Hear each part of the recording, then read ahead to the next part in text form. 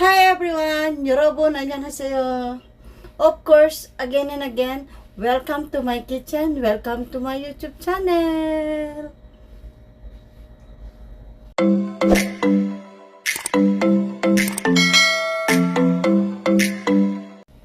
Okay, and today naman, gagawa tayo ng masarap na kangtenjang. Of course, chararan! Gagamitin natin itong soybean paste para makagawa tayo ng masarap na kangtenjang na may halong vegetables. Kaya tara na guys, umpisahan na natin ang masarap na kangtenjang. And now guys, dahil tenjang ang ating pinag-uusapan, yung ating pinaka-purpose dito is sangkapan yung ating masarap na tenjang. So ito po guys, binili natin yan. So ganito po siya. So napakasarap po niyan. Hindi po siya maalat. So kailangan po natin ng 2 tablespoon of tenjang. Next, we need gochujang. So ipapakita ko ulit sa inyo. Ayan guys. 100%. Ayan. Ngayon, kailangan natin ng 1 tablespoon.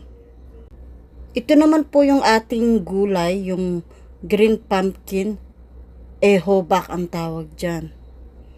So, ayan po. Need natin yung kalahati lang po. Next, kailangan po natin yung green chili spicy.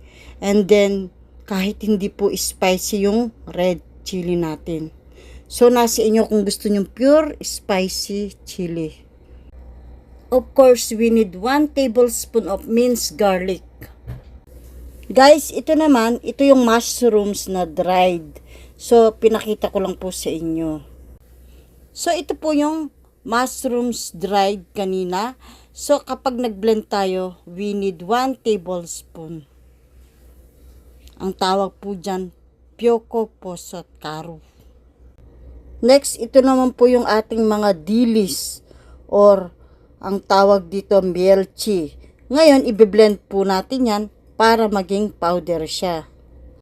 So, ito po yung ating melchi karu. 1 tablespoon po ang ating kakailanganin. Next, we need 1/2 tablespoon of white sugar. Ito naman po guys yung tinatawag nilang dasima. So, kailangan natin yung dasima water. Ngayon, ibabad natin siya sa clean water. Mamaya, kukuha tayo dyan ng 3 tablespoon of dasima water. In Korean, 3 tablespoon of dasimul ang ating kakailanganin.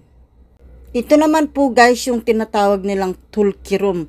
Iba yung sesame oil at saka tulkirum. Mas mahal po ito.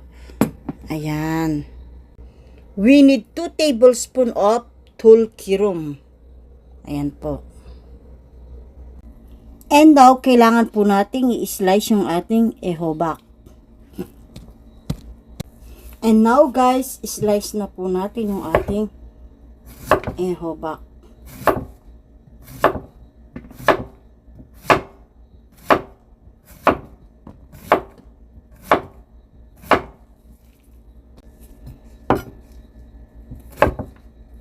Ganito po yung pagka-slice niya.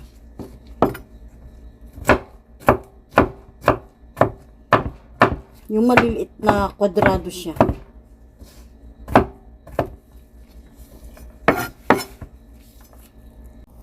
So, ayan po guys, na-slice na natin yung ating ehobak. Of course, yung ating onion, kailangan i-slice na po natin siya. Katulad din ng ehobak pagkahiwa. Ganito po siya.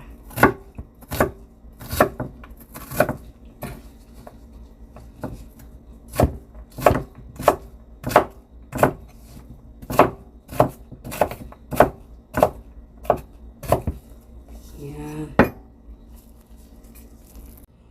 So, ayan po, nahiwa na natin yung ating onion. Next, ito po yung ating spicy chili.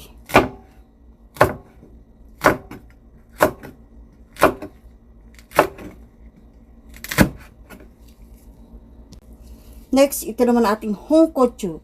Hindi po spicy ito, guys.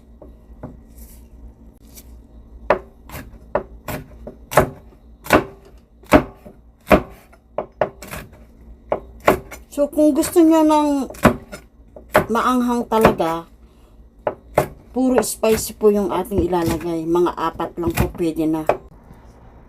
So, ayan po guys, na-slice na natin yung ating chili. Kailangan din pala natin ng spring onion leaves. Of course, kailangan i-slice natin din siya.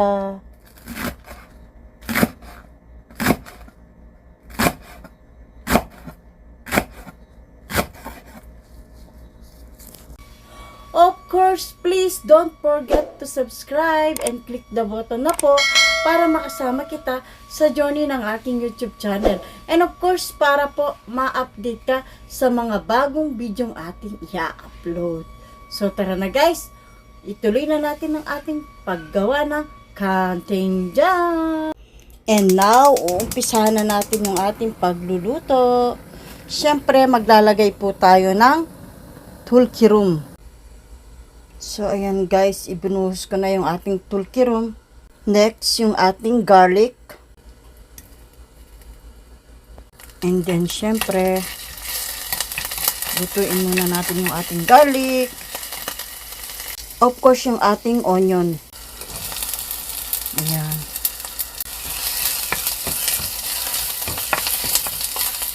Next, itong ating ehobak. Ayan.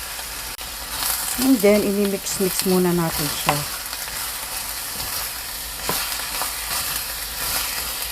Next, yung ating doenjang.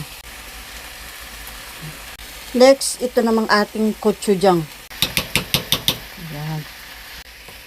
Of course, dahan-dahan po natin siyang i-mix.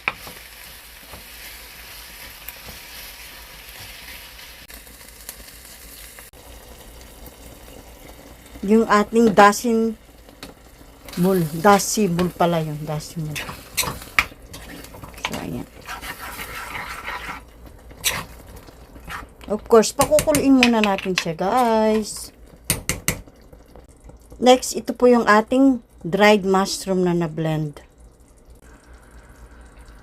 Ayan. Next, ito yung ating dilis na dried and then binlend natin. Melchi karu. And then, of course, imimix po natin siya mabuti.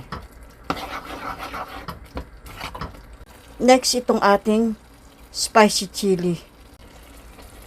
So, ayan guys. Napakadali lang po ng ginawa natin ngayon. Kantinjang mandulgi. Hindi po kayo mahihirapan. Wat ayami kantinjang. Very delicious, very healthy para sa atin. Of course, yung ating sugar. And then, i-mix natin siya. And the last one, ito po yung ating spring onion leaves. Ayan.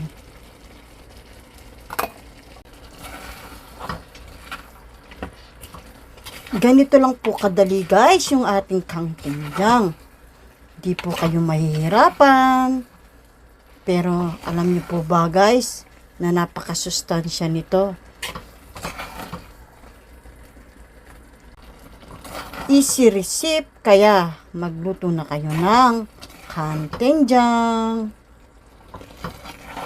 Sana po nagustuhan ninyo ang ating masarap na kantinjang today na ating niluto.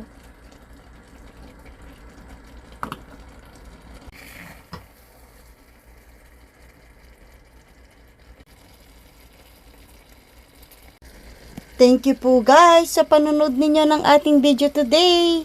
Sana po nagustuhan ninyo ang napakasimpleng recipe na aking ibinigay sa inyo. kantinjang. So yummy. 김명수 잘 잡았습니다. 저희 간단한 타구 아니었습니다. 예. 토토에서 다시 한번 일루겠죠. 집중에 걸렸습니다. 역습 박찬호 걷어내면서 Thank you po guys sa panonood ninyo again ng ating video today. Maraming salamat po sa lahat ng mga nanood at sa ating mga viewers and subscribers. Sana po dumami pa yung ating mga subscribers. Kaya salamat po sa pag-support ninyo sa ating YouTube channel. I love you all and God bless you all. Sana po huwag kayong magsawa. Thank you!